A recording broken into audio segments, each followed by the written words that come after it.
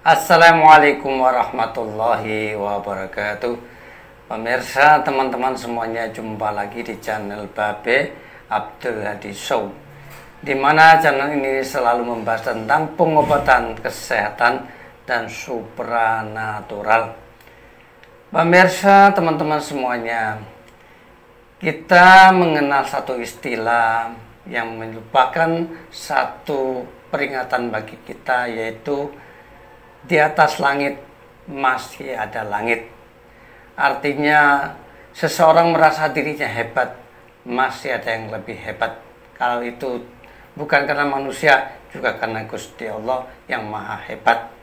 Jadi ini adalah satu nasihat untuk kita agar sehebat apapun kita jangan sombong, tapi kita tetap harus tawadhu. Dan pelajaran ini bisa kita ambil dari satu kisah legenda dari kerajaan Mataram Islam, yaitu dari kisah tentang Raden Ronggo. Raden Ronggo adalah anak dari Panembahan Senopati yang pertama.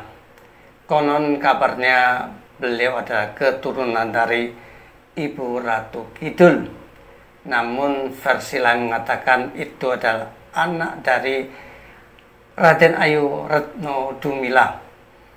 Raden Ayu Retno Dumila adalah anak daripada Panembahan Ronggo Jemono, Bupati Madiun yang pertama. Beliau adalah anak dari Sultan Trenggono, Raja Demak yang ketiga. Sultan Trenggono adalah anak dari Raden Patah, yaitu Raja Demak yang pertama. Raden Patah adalah anak dari Prabu Brawijaya yang kelima. Dari silsilah itu, boleh katakan ini memberikan satu pengertian kepada kita. Memang Raden Ronggo adalah keturunan orang-orang hebat, orang-orang sakti, sehingga maka tidak heran kalau Raden Ronggo itu adalah sakti mandraguna.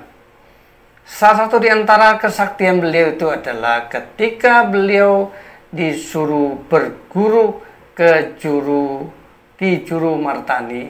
Ki Juru Martani adalah merupakan tokoh spiritual penasehat yang senior di kerajaan Mataram Islam. Ketika sampai di kediaman Ki Juru Martani, Pangeran Ronggo ini melihat Ki Juru Martani lagi sholat, kemudian beliau menunggu di depan musola. Di depan musola terbuat dari ubin yang keras, kemudian iseng-iseng beliau menusukkan jarinya ke lantai ubin, sehingga rantai ubin itu menjadi berlubang. Seperti lantai ubin ini adalah sesuatu yang empuk. Ketika selesai sholat, Ki Juru Martani melihat Raden Ronggo ini lagi menusukkan jarinya. Beliau mengatakan, Raden, jangan, karena ini nanti tanganmu bisa ketekuk, karena itu ubin itu keras. Maka sabdanya itu mandi atau manjur, sehingga ubin seketika menjadi keras, sehingga jari daripada Raden Ronggo ini ketekuk dan kesakitan. Sejak itu kemudian Raden Ronggo mengakui bahwa ternyata Juru Martani ini memang orang hebat dan lebih hebat dirinya. Namun itu juga bukan menjadikan Pangeran Ronggo ini menjadi jerah untuk mencari lawan tanding. Setiap dimanapun dia berada, selalu mencari orang-orang sakti yang akan dikalahkan oleh dia. Sampai suatu ketika kemudian beliau membunuh seorang pertapa sakti di Pati, karena beliau merasa ada informasi orang sakti itu ini terdapat di pinggiran hutan, sehingga diajak bertanding. Namun orang petapa sakti ini tidak mau melayani karena sudah bertapa sekian puluh tahun. Namun Raden Ronggo merasa jengkel dan marah karena tidak mau melayani, padahal orang mengatakan itu orang sakti. Maka dicobalah sekali dipukul, ternyata adalah petapa sakti meninggal seketika. Namun kemudian ada suara kayak mengatakan kamu telah berbuat aniaya kepada saya, maka kamu akan mati oleh ular.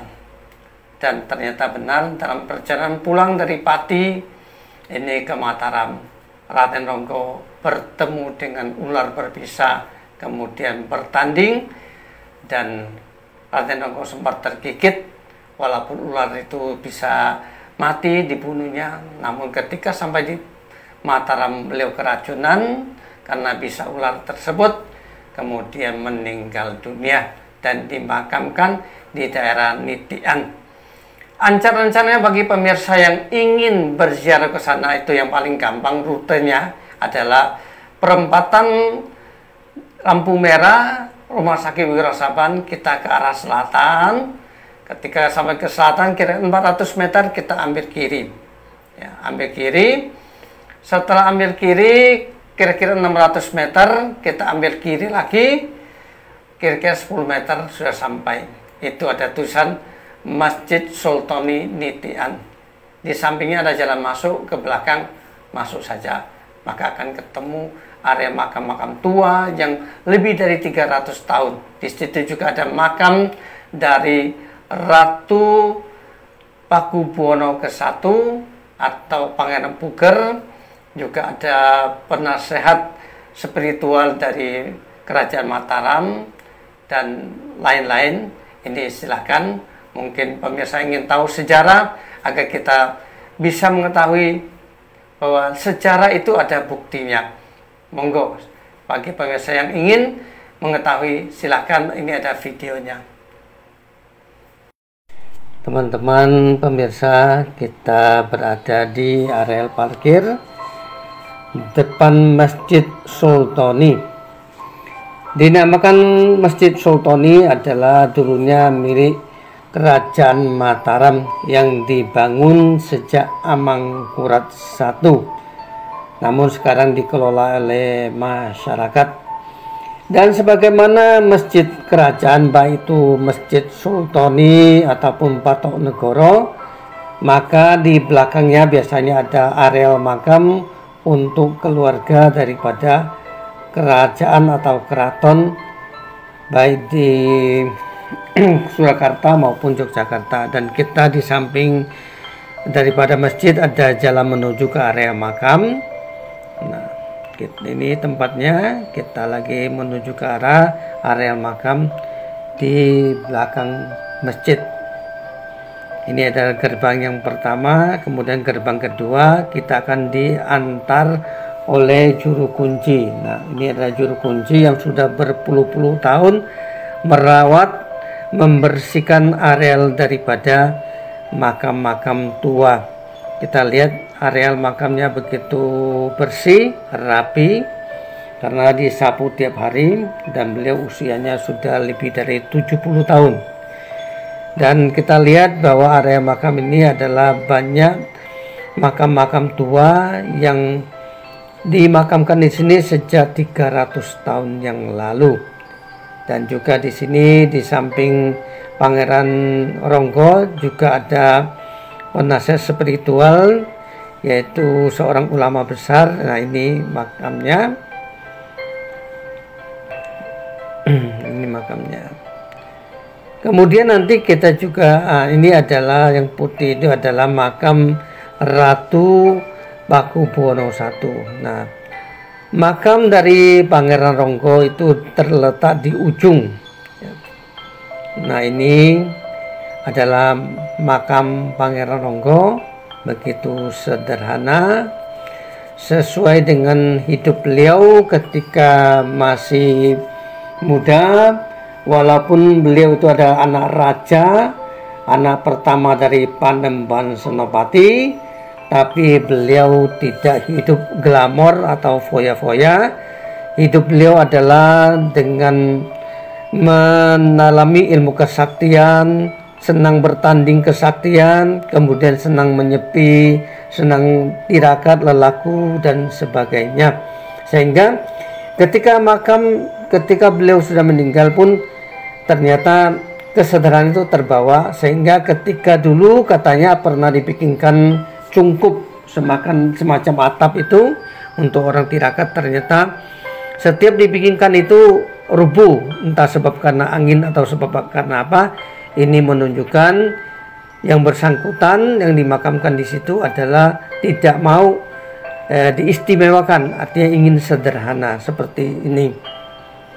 Namun ketika kita tadi sudah kirim doa-doa, Fatihah dan sebagainya, maka kita akan merasakan satu power yang begitu besar yang terpancar dari areal makam ini.